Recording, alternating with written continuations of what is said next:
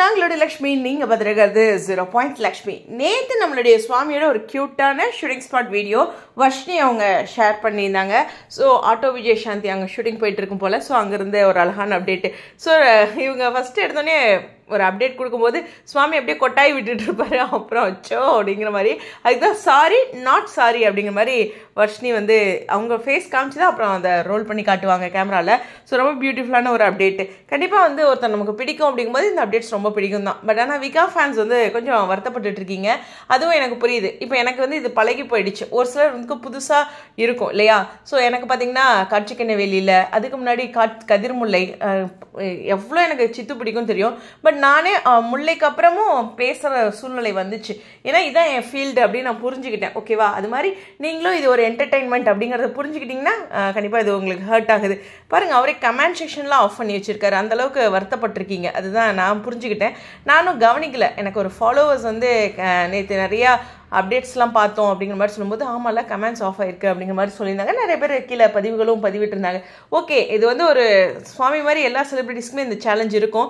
அவருமே காட்சிக்கண்ண வெளியில் வரும்போது பார்த்தீங்கன்னா நிச்சயமாக சவால் இருந்துச்சு. ஃபஸ்ட்டு ஒரு 2-3 இது அப்புறம் அக்செப்ட் பண்ணிக்கிட்டாங்க அப்படிங்கிற மாதிரி சொன்னாங்க. அதே மாதிரி அக்செப்ட் பண்ணிக்குவாங்க. இவர் இன்றைக்கி மட்டுமே பேரலாக அந்த பக்கம் ஒரு சீரியல் பண்ணலாங்க. அவர் எப்போவுமே அப்படி தான் 2 சீரியல் பண்ணி நடுவில் மூவியே பண்ணுற அளவுக்கான ஒரு பர்சன். எப்படி அவருக்கு டைம் கிடைக்குதுன்னு எனக்கு தெரியல.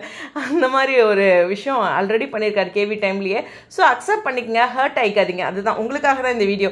ஏன்னா நான் இப்போ பேசுறது என்ன சுவாமி பார்க்குறாங்களா இல்லை மற்றவங்க பார்க்குறாங்கிறத விட நீங்கள் பார்க்குறீங்க அப்படின்னு தான் நான் ஃபஸ்ட்டு நினைப்பேன். ரைட்டா? ஏன்னா செலிபிரிட்டிஸும் அவ்வளோ எல்லாருமே பார்ப்பாங்க அப்படின்னு நான் எடுத்துக்க மாட்டேன்.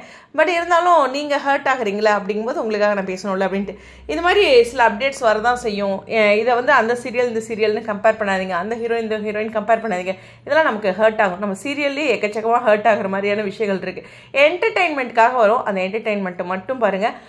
ஒரு பகுதி சுவாமியை ரசிச்சுக்குங்க. அப்படிதான் அவர் தன்னை சோலோவாக ஒரு அப்டேட் கொடுத்தா நீங்கள் ரசிப்பீங்களா? அது மாதிரி நான் என்ன மாதிரி நீங்களும் மாறிக்கிங்கன்னு தான் சொல்ல வரேன். ஏன்னா நான் இப்படி தான் மாறினேன். ஃபர்ஸ்ட்லாம் பார்த்தீங்கன்னா எனக்கு தூக்கமே வராது. ஐயோ அப்படிங்கிற மாதிரிலாம் இருக்கும். அப்புறம் இது நான் புரிஞ்சுக்கிட்டேன் இதுதான் அப்படின்ட்டு.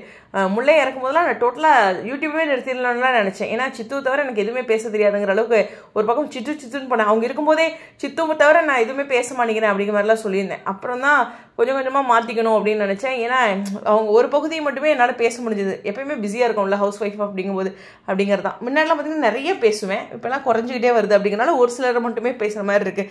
ஸோ அது மாதிரி தான் ஒரு புரிதல் தான். இது ஒரு டைம் எடுக்கும் மனசில். அப்புறம் உங்களுக்கு பழகிடும். அப்படி தான். நேற்று கூட ப்ரமோ ட்ரெண்டிங் ஆகலைங்கும் போது உங்களோட ரிப்பீட்டடாக நீங்கள் பார்க்கலேன்னு தான் நினைக்கிறேன். அப்படி தானே? ரிப்பீட்டடாக பார்க்கலையா? கீழே கமெண்ட்ஸில் சொல்லுங்கள். இவ்வளோ தடவை பார்ப்பீங்க, அவ்வளோ ஒரு பியூட்டிஃபுல்லான ப்ரமோ ஏன் ட்ரெண்டிங் வரல அப்படின்னு நான் நினச்சேன். சரி, எனிவேஸ் இந்த பதிவு என்னன்னா உங்களுக்காக. இதெல்லாம் நம்ம அக்செப்ட் பண்ணிக்கிட்டு தான் போகணும். அவங்கவுங்க அடுத்தடுத்த ஃபீல்டுக்கு போய் தான் ஆகணும் இல்லையா? அவங்களோட ஜாப் அதை பண்ணுறாங்க. நம்மளோட ஜாப் பிடிச்ச விஷயங்களை என்டர்டெயின் பண்ணுற விஷயங்களை நம்ம ஹாப்பியாக எடுத்துக்குவோம். ஓகேவா? சரி, உங்களுடைய கருத்துக்கள் இது உங்களுக்காக. ஸ்டேடியம்.